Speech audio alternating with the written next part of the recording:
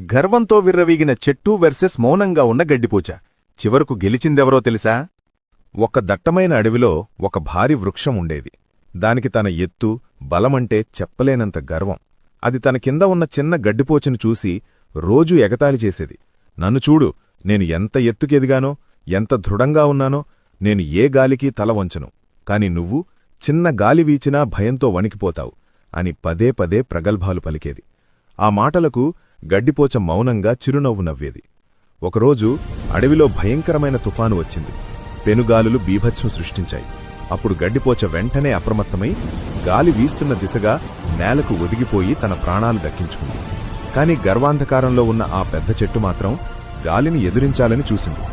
ఆ రాక్షస గాలి ధాటికి తట్టుకోలేక విరిగిపోయి వేళ్లతో సహా పెకిలించబడి నేలకూలింది.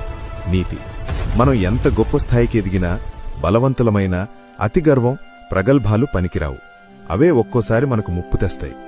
పరిస్థితులకు తగ్గట్లుగా అప్రమత్తంగా ఉంటూ ఎదిగిన కొద్దీ ఒదిగి ఉండటమే మనకి శ్రీహామ రక్ష.